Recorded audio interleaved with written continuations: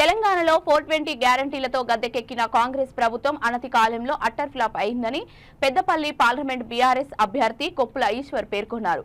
పెద్దపల్లి జిల్లా Ramagundam region 2 incline గనిపై ఎన్నికల ప్రచారంలో ఆయన పాల్గొన్నారు. పని స్థలాలు, కార్మికులు ఎదుర్కొంటున్న సమస్యలను ఆయన అడిగి తెలుసుకున్నారు. కార్మికులకు న్యాయమైన డిమాండ్ల పరిష్కారం కోసం ఢిల్లీలో గలం విప్పుతామన్నారు. తెలంగాణ ప్రజానీకం అసెంబ్లీ ఎన్నికల్లో కాంగ్రెస్ పార్టీకి పట్టం కట్టి పరేషాన్ అవుతున్నారన్నారు. అవగాహన లేని అభ్యర్థులు ధనబలంతో బరిలో దిగుతున్నారని, కష్టాలు తెలిసిన నాయకుడిని ఎన్నుకోవాలని కొప్పుల సూచించారు. లోక్సభ ఎన్నికల్లో ప్రజల పక్షాన పోరాడే బీఆర్ఎస్ అభ్యర్థులను అధిక మెజారిటీతో గెలిపించాలని ఆయన పిలుపునిచ్చారు.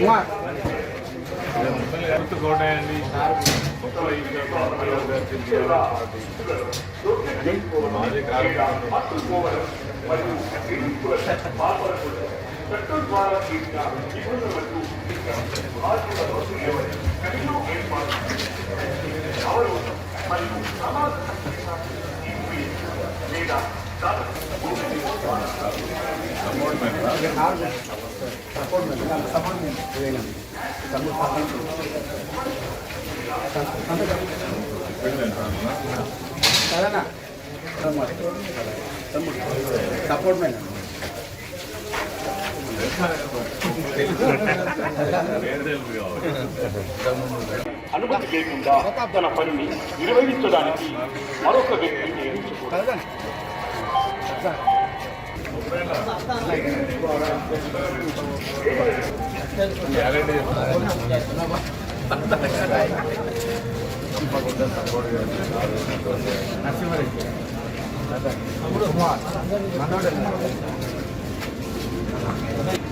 తప్పకుండా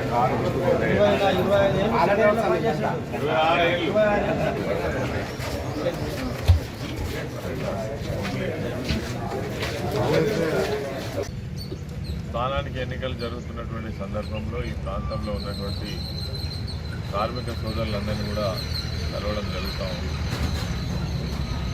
ఇప్పటికే ఒక మంచి స్పందన ఉంది.